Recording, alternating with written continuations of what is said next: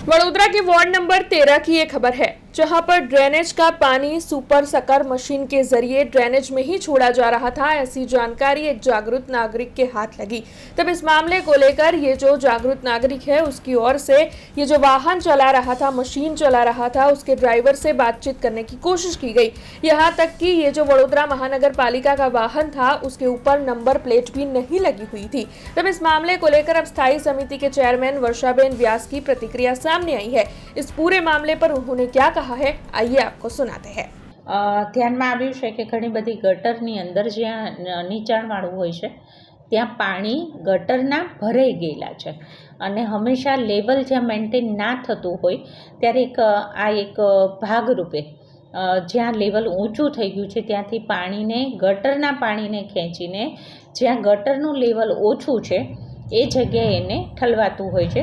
એ ધ્યાનમાં ward number 13ની અંદર ગોયા ગેટથી લઈને પાણી જ્યાંનું લેવલ ઊંચું થઈ ગયેલું હતું અને વરસાદની સિઝન અત્યારે ચાલી રહી છે, રાતે વરસાદ પડવાની સંભાવના પણ છે, જેથી કરીને ગટરની લાઇનને મેન્ટેન કરવી આપણા માટે જરૂરી હોવાથી ગોયા ગેટવાળી જે લાઇન ઉપર હતી એનું પાણી ખેંચીને આપણે પ્રતાપનગર રોડ ઉપર જ્યાં બેલેન્સ ગટરનું મળતું હતું ત્યાં પાણીને ઠાલવેલી છે એવી વિગત મેં મંગાવીને જોઈ છે।